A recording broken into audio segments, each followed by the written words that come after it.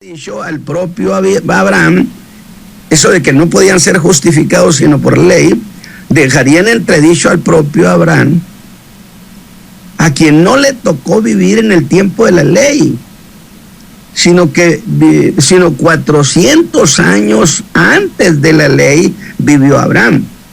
Es decir, vivió Abraham 430 años después, llegó la ley. Entonces la pregunta en términos cronológicos sería muy propia. ¿Fue Abraham justificado o no? Pablo ha tomado al padre de los judíos como referencia muy valedera.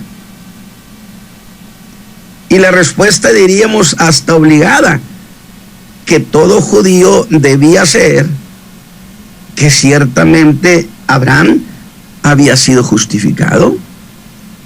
No hay manera de que alguien diga lo contrario. La Biblia establece claramente que Abraham fue justificado. Pero eso nos lleva a nosotros a otra cuestión que está entre el versículo 6 y el 14 del capítulo 3. Algo así, sabiendo que Abraham fue justificado. Fíjese bien, la pregunta que sigue es, ¿y cómo fue justificado si aún no tenían la ley? Pablo diría a los Gálatas: bienvenidos, señores, al callejón sin salida. Pues si, como afirman los judaizantes, que no solo por medio de la ley hay justificación, entonces Abraham no pudo ser justificado.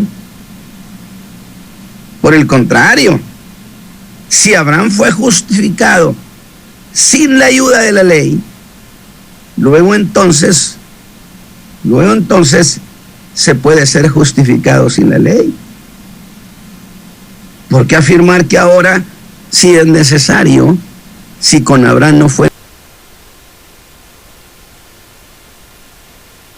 necesario y él es el padre de los creyentes? Pero ¿cómo es que fue justificado? Génesis 15:6 sencillamente dice que le creyó a Dios y le fue imputada justicia. Es por la fe que Abraham fue justificado.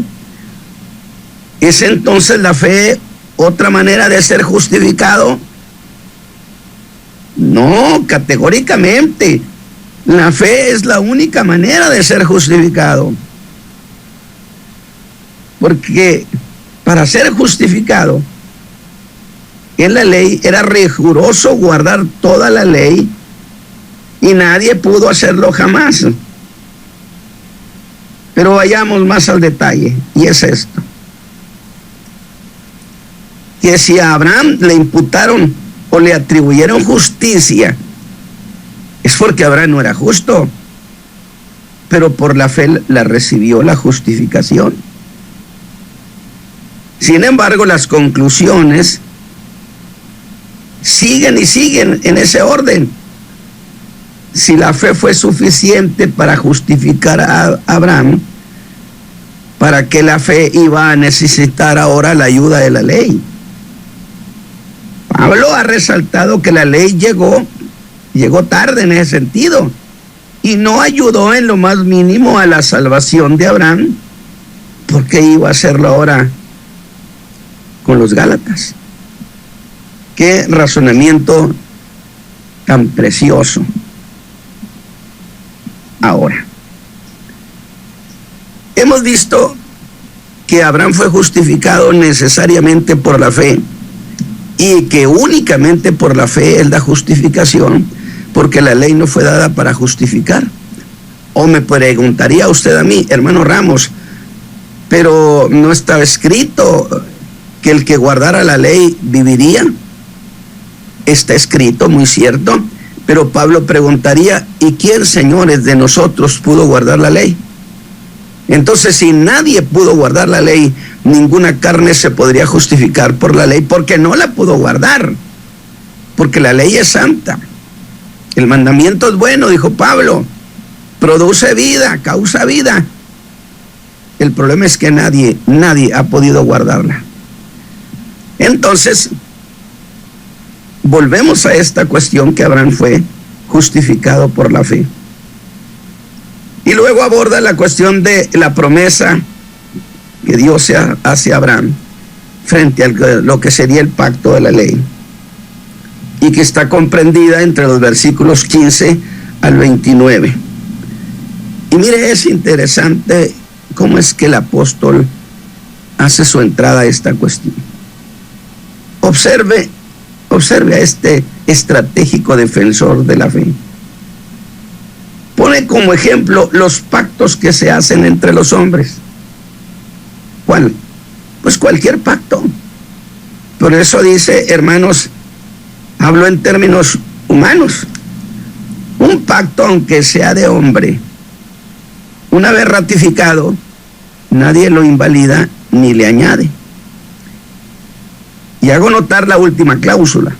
Una vez ratificado, es decir, una vez ya aceptado por las partes, ese pacto no puede quedar sin valor, ni es sujeto de agregarle alguna cosa por más pequeña que sea. Nada en absoluto. Eso desde luego entre hombres de honor. Digo, qué duro golpe estaba dando el apóstol contra los cambiantes gálatas. Pero déjeme hacer algo. Pues me parece que a ese pacto podía agregársele de tal manera que el versículo dijera algo así como: un pacto, aunque sea de hombre, una vez ratificado, nadie lo invalida ni le añade en absoluto. Sería mucho menos puede invalidarse ni añadir cosa alguna a una promesa que Dios ha dado y ratificado. ¿Qué tanto ha seguido lo que dije? ¿Notó los dos términos que usé? ¿Lo hizo? Hablé de pacto porque el versículo eso dice, pero luego habla de promesa. Pero quizá no debí usar mejor la palabra pacto, pues de pacto se estaba hablando el apóstol. Pero esto fue deliberado, mas no impropio, pues deberá pensar en que Abraham recibió de Dios un pacto, conocido también como promesa, y aún más testamento, pues le dieron herencia. Déjeme probar eso. El versículo 16 dice: a Abraham fueron hechas las promesas y a su simiente. Y el de 18, el versículo 18, si la herencia es por la ley, ya no es por la promesa. Y a Abraham le dieron promesa sin que estuviera de por medio la ley. ¿Notó usted las diversas formas de hablar de lo mismo? Ahora, enfoquemos un poco más la cuestión. ¿Un pacto? Bueno, eso sería un acuerdo entre partes, con sus cláusulas o condiciones. Un testamento en el cual deja una herencia. El problema es que nadie puede heredar mientras el testador viva. Yo digo, qué pueblo tan complicado, que les escribiera para que no le entendieran. Y de hecho una herencia es antes que nada una promesa. Entonces son correctas esas 4 maneras de hablar de ese trato de Dios con Abraham. Y entender eso es la manera más noble para entender todo lo que Pablo plantea, que tiene su dificultad a veces para seguirlo. Y empieza con esa antítesis, a la que titulamos la promesa contra el pacto. Nos pone frente a frente para ver cuál tiene mejores condiciones. Y usted dirá, ¿mejores condiciones para qué?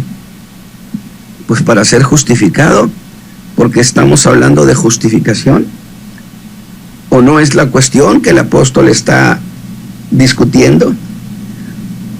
Pero ahora conviene anticipar qué es lo que Pablo pretende con ese ejemplo. Es esto. El trasfondo son los versos 8 al 9, donde habla que hay una intención divina de bendecir a todas las naciones, cosa que se lo dijo a Abraham. Pero frente a eso, el verso 10 habla de maldición. Por un lado, promesa a las naciones en el 9, por otro lado en el 10, maldición. Y apela con ellos a otra antítesis. Pues la maldición es lo contrario de la bendición. Una cosa es contraria a la otra.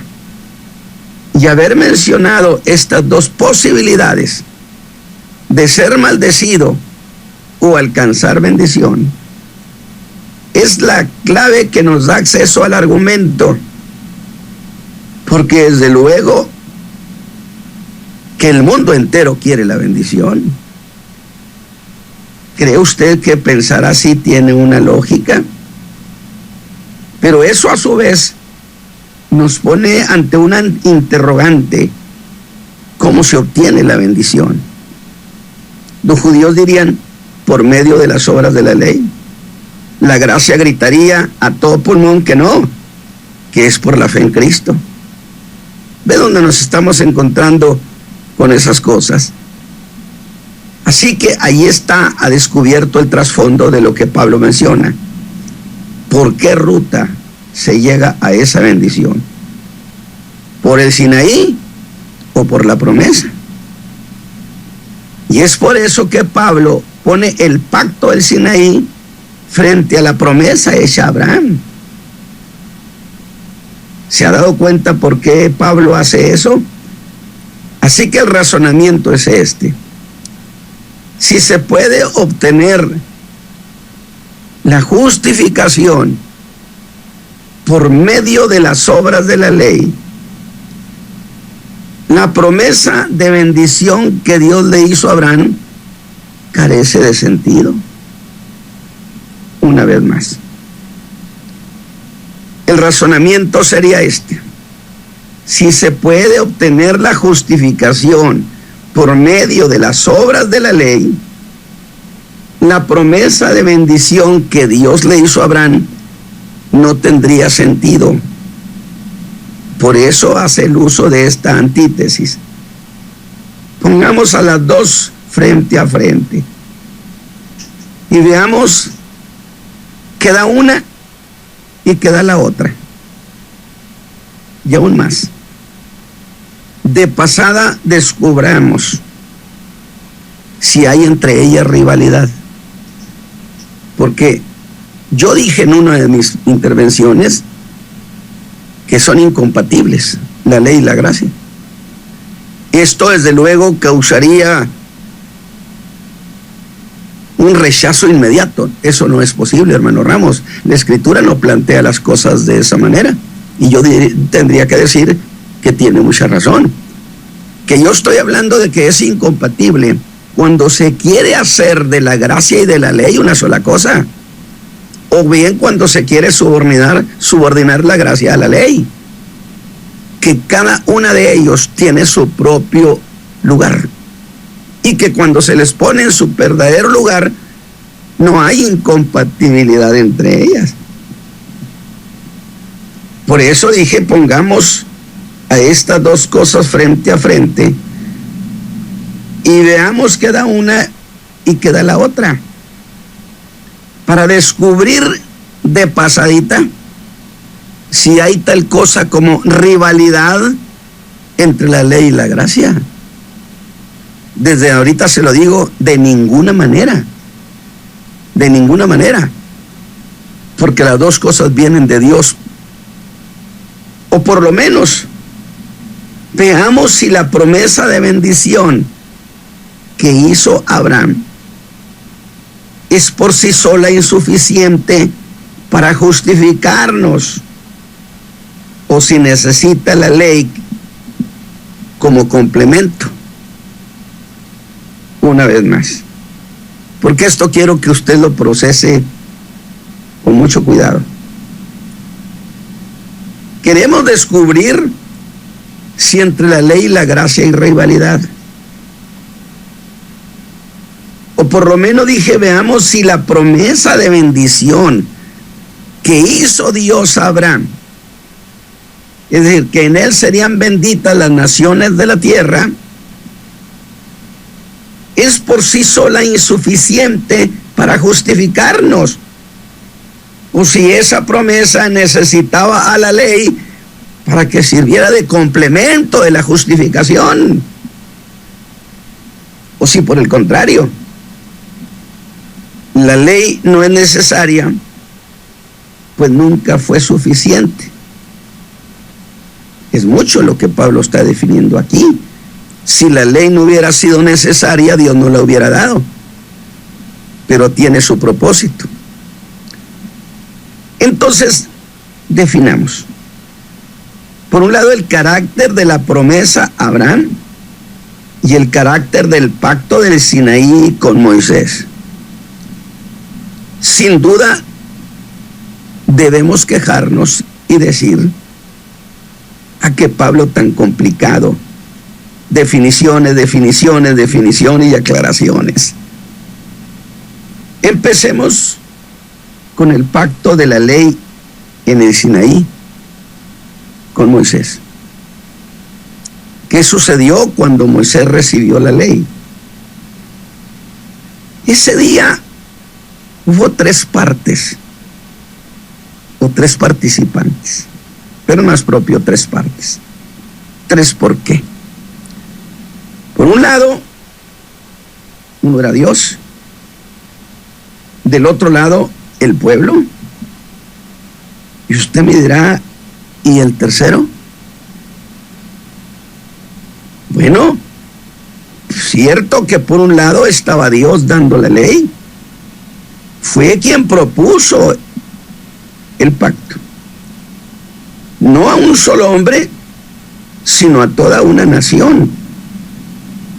Un pacto en el que Dios les presentó 10 cláusulas a las que tendrían que comprometerse a cumplirlas. Cuando hablo de estos 10 cláusulas, pues son los 10 mandamientos. Por otro lado, estaba el pueblo, que tendría que hacer aceptación de guardar ese pacto con toda fidelidad.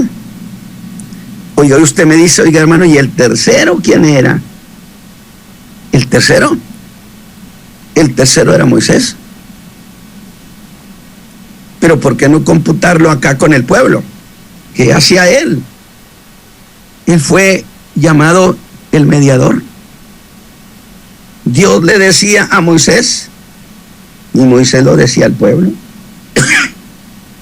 Luego el pueblo le decía a Moisés y Moisés lo decía a Dios.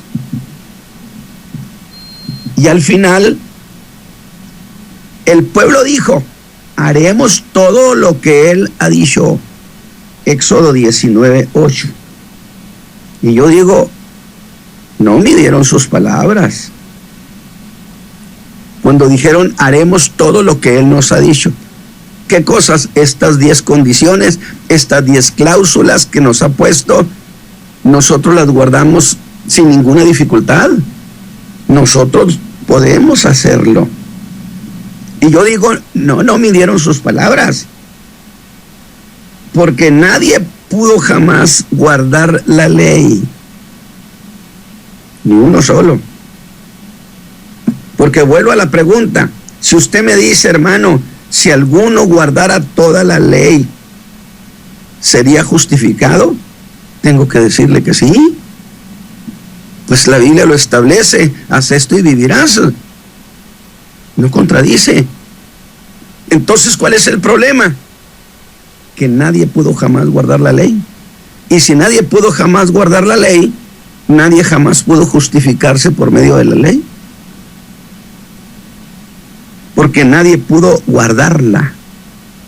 Y de allí que la Escritura estableciera: maldito aquel que no guardare todas las palabras de esta ley. Y como todos quedamos bajo maldición, es que Jesús nació ciertamente como hijo de la ley por ser judío, y fue a la cruz donde se cumple la palabra de que él se hizo maldición. Él, que era inocente, llegó a ser visto como el hombre más malvado.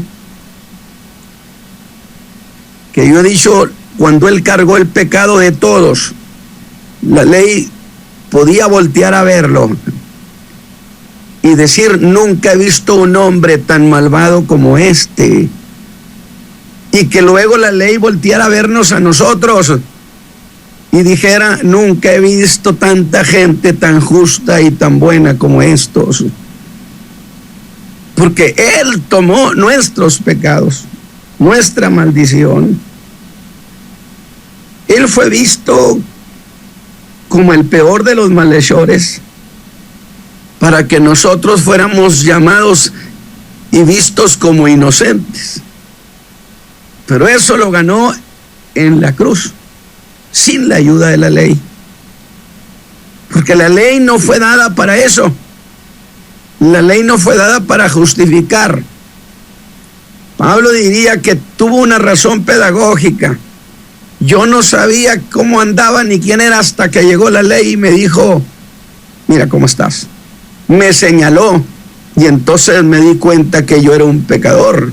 La ley vino a despertarme, a decirme: estás bajo problema. Y yo le diría a la ley: sálvame. Ella respondería: es que yo no fui enviada para salvar a nadie. Yo fui enviada para que vean la condenación que pesa sobre cada hombre. Pero yo no soy enviada para salvar. Pero entonces vayamos al caso de Abraham, cuando hizo pacto con él. Por un lado estaba Dios y por otro estaba Abraham. Y ese tercero, el mediador, como estuvo acá en el Sinaí, Dios le diría a Abraham: Abraham, ¿para qué necesitamos un mediador? Pues yo no te estoy ofreciendo esas promesas a cambio de tus méritos. Yo no estoy ofreciendo estas promesas a cambio de nada. Yo te doy esta promesa de manera soberana, sin condiciones, porque el pacto promesa que Dios le hizo a Abraham fue soberano, es decir, porque Dios quiso. El pacto del Sinaí estaba condicionado. Dios le dijo a Abraham: en ti serán benditas las naciones de la tierra. Y yo le agrego: tan solo porque Él quiso. ¿Para qué queremos mediador? Te pongo en tus manos un testamento sin condiciones. Porque no olvide usted que hay promesas de Dios que son soberanas. Esas no tienen condiciones. Por eso dice que cuando Dios le juró a Abraham, no hallando otro mayor por quien jurar, juró por sí mismo, con su mano derecha alzada: Abraham, yo te juro.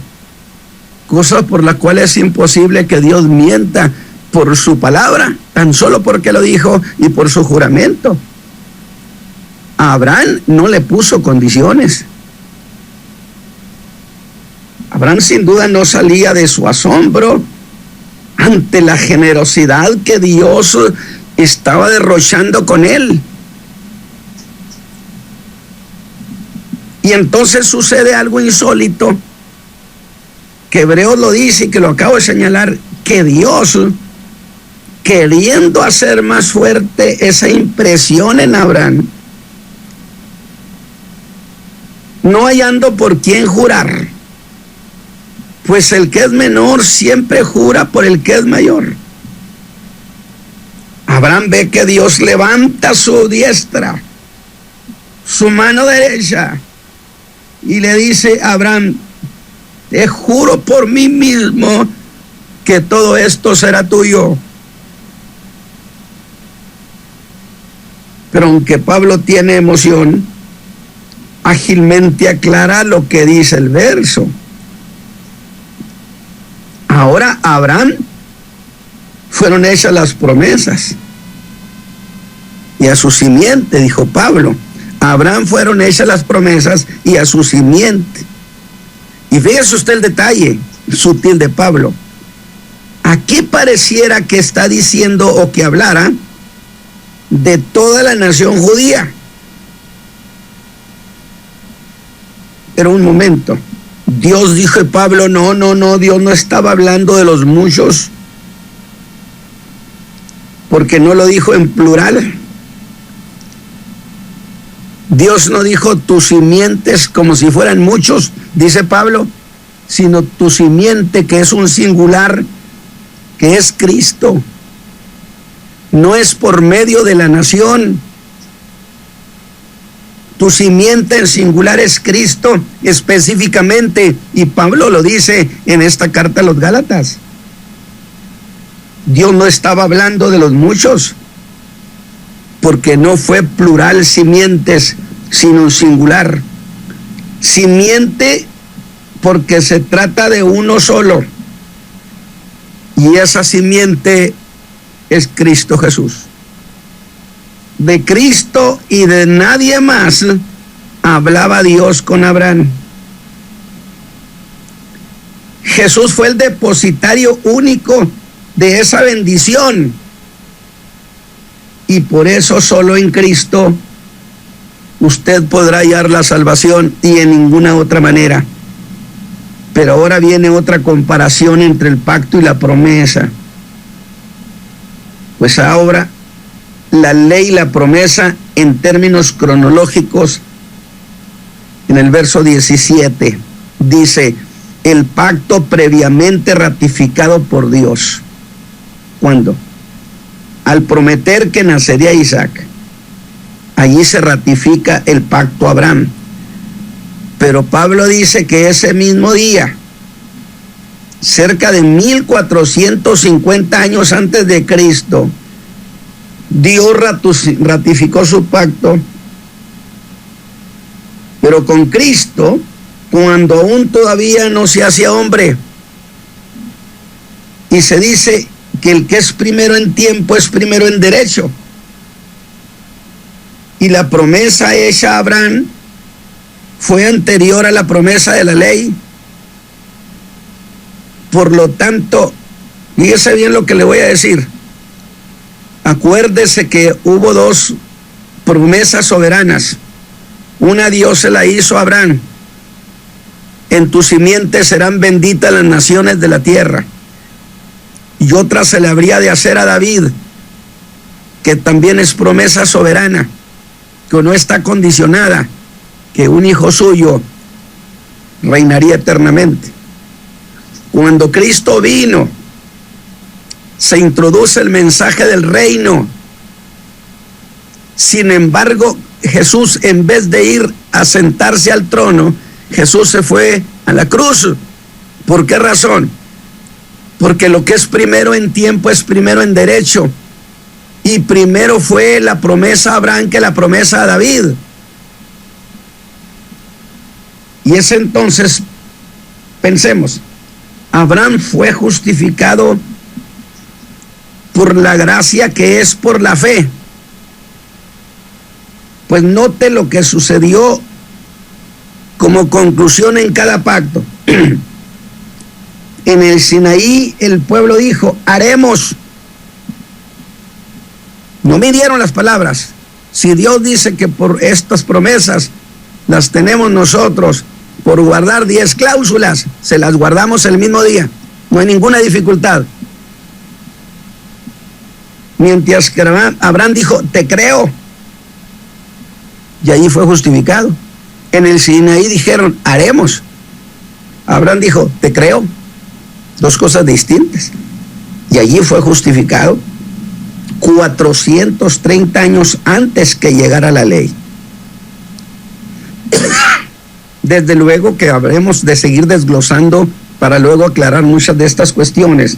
Por lo tanto, la fe y la gracia son anteriores a la ley. Es más, le voy a decir algo. Pablo va a decir que la ley fue un añadido a la gracia. No la gracia una subordinada de la ley.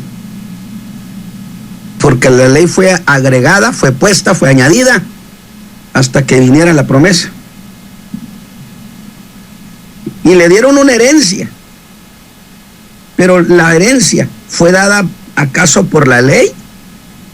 No, porque la ley no había llegado aún. ¿Cómo le iban a dar herencia a Abraham o prometer herencia por una ley que todavía no llegaba? Luego entonces la ley no lo hizo Abraham heredero. Todavía no existía la ley. Y al decir esto, está diciendo que la ley que fue dada 430 años después no puede invalidar la promesa. No se le puede quitar ni agregar. Pues si las obras de la ley fueran necesarias para ser justificado, significaría entonces ahí sí que la gracia es insuficiente para hacer cumplir la promesa. ¿Por qué insuficiente? Porque no puede justificar. Pero entonces nos meteríamos a otro callejón sin salida. Si la gracia de la promesa no es suficiente para salvar, entonces fue insuficiente para salvar a Abraham. ¿Vio la idea? Si la gracia fuera insuficiente para salvar y Abraham fue justificado por la fe en esa gracia, pues entonces la salvación de Abraham sería cosa insuficiente, incompleta, deficiente. Y tendría que pedírsele ayuda a la ley para la plena justificación de Abraham. Pablo ha sido muy deliberado al hacer notar que la ley llegó muy tarde. Así que, si como decían los judaizantes, la ley sí justifica, ¿cómo pudo ayudar a Abraham cuando todavía no existía? Ve la lógica del apóstol. Así que no queda más que una solución. O Abraham no fue justificado, o la fe sí lo hizo salvo, y su salvación era plena, completa, suficiente. Y si la salvación de Abraham por medio de la fe es suficiente, ¿cómo puede ser insuficiente para salvarnos a nosotros? Cuando que Abraham se conoce como el padre de los creyentes, que significa en este caso, en la manera como Abraham fue justificado, así somos nosotros justificados. ¿Y cómo lo fue justificado? ¿Por la ley? No, porque todavía esta tardaría 430 años en llegar. Abraham no merecía esa gracia como ni usted y yo la merecíamos. Luego entonces los méritos aquí quedan hechos a un lado. Pues fue Dios el que en su misericordia soberana buscó a Abraham. Abraham no lo andaba buscando. Dios es el de la iniciativa. Dios buscó a Abraham y le dio todo de manera libre cuando Abraham le creyó a Dios. Que fíjese usted que es la misma idea que Jesús plantea con aquella multitud que presenció el milagro de los panes y los peces. Cuando Jesús se viene a Capernaum, mucha de esa multitud se encuentra con él de nuevo, y como traían en mente la cuestión de la comida, ellos pensaban en comida, y Jesús entonces los mete a una situación donde quiere ofrecerles esa vida eterna, y les dice: hay una comida que da vida eterna. Y ellos dijeron: magnífico, una comida que da vida eterna, nunca habíamos oído eso. Indiscutiblemente, entonces tiene que haber una obra que se tiene que hacer, de la que nunca hemos oído, puesto que nunca habíamos oído que hubiera semejante comida. ¿Qué tenemos que hacer entonces para conseguir eso? Y mire la respuesta de Jesús. ¿Qué tienen que hacer? Esta es la obra, dijo, esta es la obra, que crean en el que Él ha enviado. Jesús reclama allí fe en su persona. Establece allí el principio de la fe personal en Él, en el capítulo 6 del Evangelio de Juan. No dijo por méritos, dijo no, la obra que buscan ustedes méritos para tener esa vida eterna, este es el mérito, que crean solamente en mí. Congruente completamente con lo que Abraham hizo. ¿Cómo entonces la ley, que fue dada 430 años después, iba a tener facultad, derecho, razón para invalidar la gracia de esa promesa de perdón por la fe? Si la salvación se estableció que era por creer, como la ley dada 430 años después iba a llegar y decir: invalido esto. ¿Cómo? ¿Cómo echar por tierra el perdón de la fe que Abraham había conseguido por creerle a Dios? ¿Cómo echar por tierra el perdón que la fe en Cristo Jesús Dios nos ha otorgado? Los líderes judíos del tiempo de Jesús lo descalificaron y lo llevaron a la cruz como un malhechor, como un impostor. Quisieron invalidar su herencia, pero él tenía la promesa. Jesús tenía la promesa, él era la simiente que bendeciría el mundo. ¿Cómo podrían entonces invalidar esa promesa? Lo mataron, pero al tercer día Dios lo levantó entre los muertos, victorioso. No hubo manera de invalidarle a Jesús el derecho. María Magdalena podían gritar a todo el mundo: me ha perdonado. ¿Quién puede revocar mi salvación? El ladrón que creyó en él podía decir en la eternidad: él me perdonó, aunque yo era de lo peor. Si algo no hice yo fue guardar la ley. Pero le creí a él, le creí.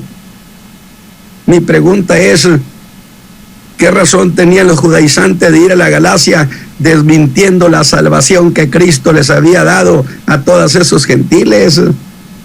No era más que el celo, porque la judaización es un celo en el trasfondo. ¿Alguien puede echar por tierra, pregunto mis hermanos esta mañana, alguien puede echar por tierra ese perdón tan glorioso? Abraham no fue justificado por la ley, sino por la fe. De tal manera que si no se puede ser justificado por la fe, entonces Abraham no fue justificado. Ahí entramos en un conflicto muy interesante, pero hermanos, yo espero que la reflexión de esta mañana bendiga sus corazones, asimílelo. Por eso le he rogado al Señor que nos ayude a entender estas cuestiones, piense en ellas, razónelas.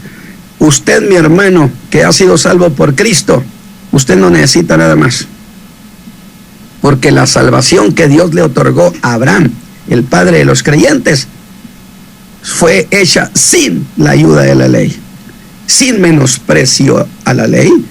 La ley tuvo una razón de ser que luego habremos de ver. Que Dios me los bendiga, hermano Isaí, y Dios guarde a nuestros hermanos. Amén. Gracias, pastor. Esta enseñanza de esta mañana, le agradecemos esta explicación.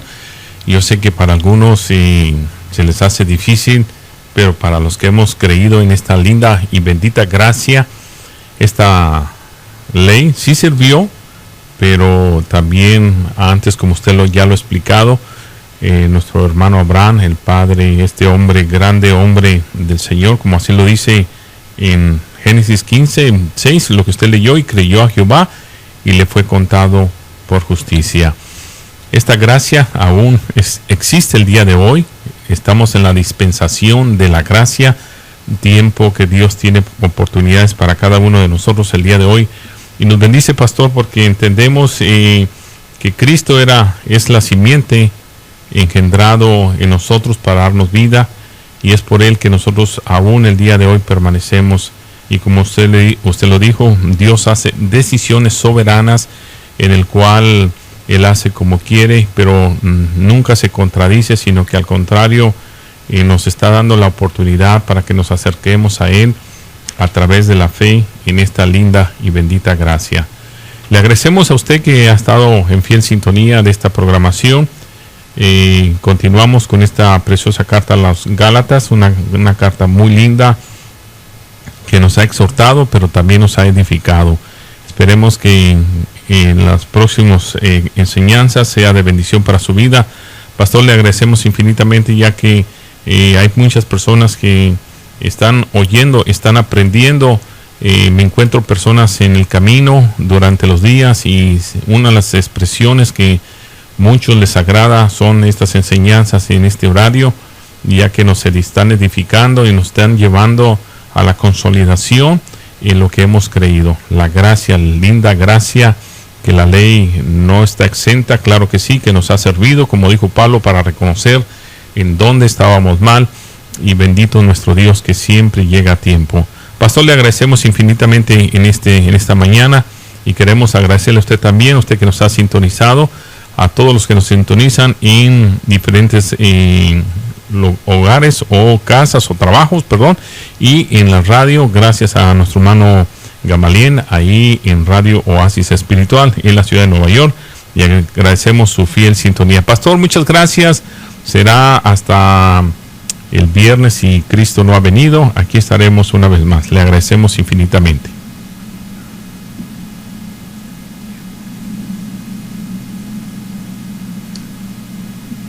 Con el favor de Dios, y esperaremos con gozo ese día.